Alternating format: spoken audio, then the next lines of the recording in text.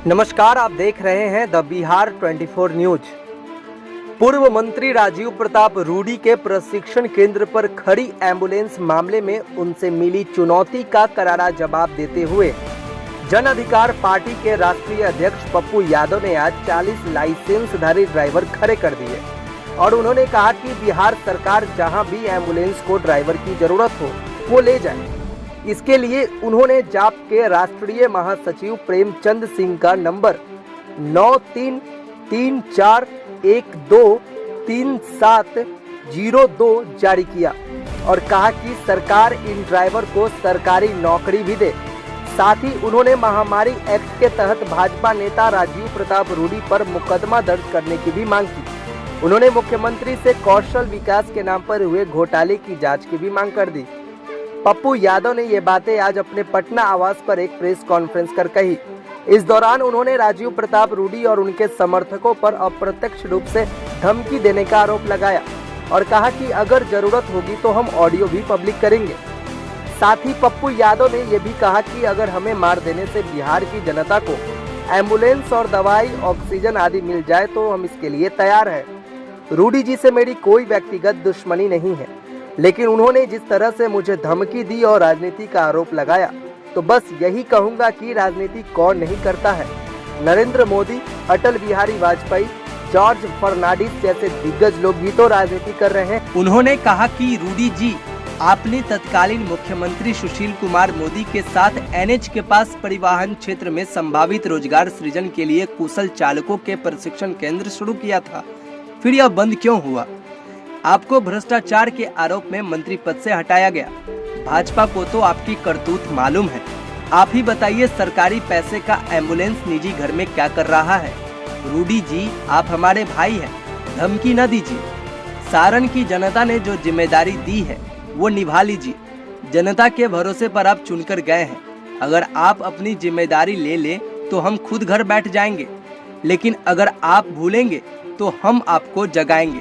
रही बात खत्म होने की, तो जो आदमी दिन रात एक कर लाशों के बीच जिंदगी गुजार रहा है उसे मत डराइए। मैंने जनता के सवाल को उठाया और आप व आपके लोग मेरा अंतिम करने में लग गए। जिसके घर शीशे के हो वो पत्थर नहीं फेंकते। आप कहते हैं ड्राइवर नहीं है। आपके यहाँ से ही कल से आज तक कई लोगों ने ड्राइवर देने की बात कही है, थोड़ा शर्म करिए। वहीं पप्पू यादव ने सिवान कोविड सेंटर के बहाने बिहार के स्वास्थ्य मंत्री मंगल पांडे से भी आग्रह किया कि कम से कम वे अपने गृह जिले में आईसीयू, वेंटिलेटर आदि की व्यवस्था कर लेते। उन्होंने कहा कि स्वास्थ्य मंत्री जी हमारे मित्र हैं। मैं उनसे आग्रह करूंगा कि वे सिवान के लोगों को अस्पतालों में सुविधा मुहैया कराएं। वहां आईसीयू नहीं है, वेंटिलेटर नहीं है, ऑक्सीजन नहीं है, रेमडेसिविर सिर्फ 40 मिला है, जबकि लोग 100 भर्ती हैं। आपके इस्तीफे के लिए ट्विटर पर लाखों ट्वीट हो चुके हैं, लेकिन वक्त काम करने का है। आपको जो जिम्मेदारी बिहार की जनता ने दी है उसे निभाइए। किसी पंचायत में निजी लोगों के घर पे नहीं दे सकते, किसी मुखिया के हाथ में नहीं दे सकते। आप या तो सदर अस्पताल में होगा, या तो ब्लॉक के अस्पताल में, या तो पंचायत में कोई सरकारी अस्पताल है तो वहां के द्वारा यह संचालित होगा।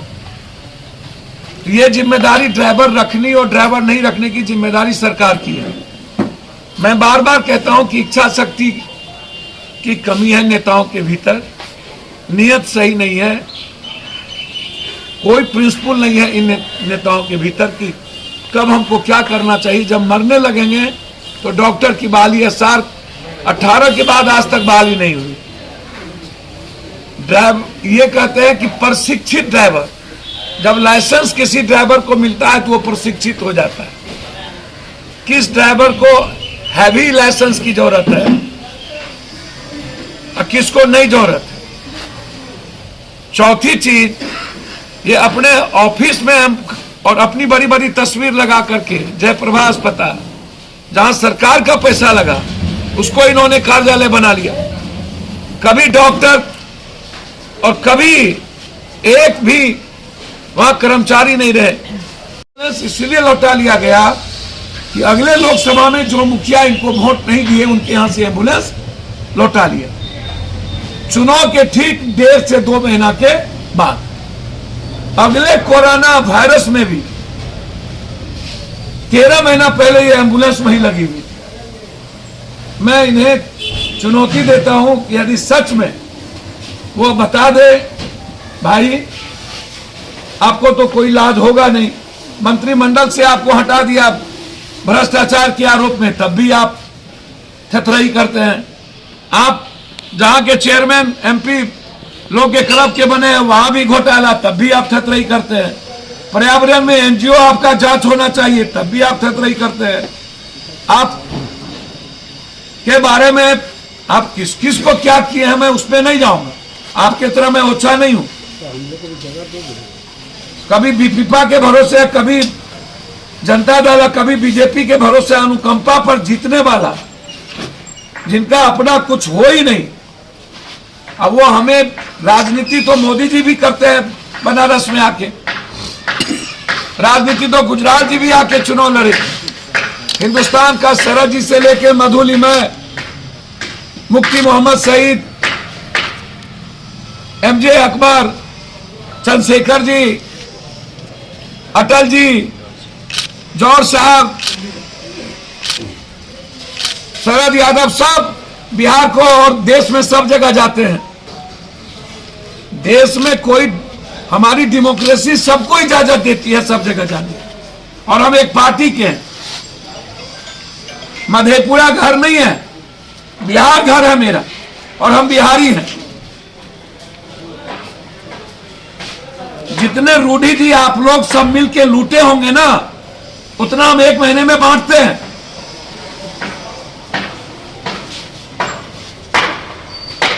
एम्बुलेंस की बात करते हैं, छपरा में जितनी घटना घटी, पप्पू यादव ने 50,000 से लाख लाख रुपया पहुंचाए, और वो सारे प्रूफ के साथ। आप एक भी मर्डर और घटना में आज तक नहीं गए, लिस्ट फिरहस्त है।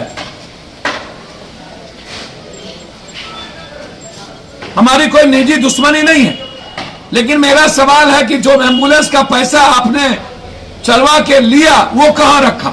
एफआईआर होना है, वो आप निजी पैसे कोष में नहीं रख सकते थे, सरकार का पैसे का गबन हुआ है। तो जब सरकार के पैसे का गबन हुआ तो एफआईआर होगा ना, इंक्वायरी होगी ना। और जब आपको ड्राइवर नहीं हो सकता, मोदी है तो मुमकिन है, तो फिर आप रिजाइन कर दीजिए।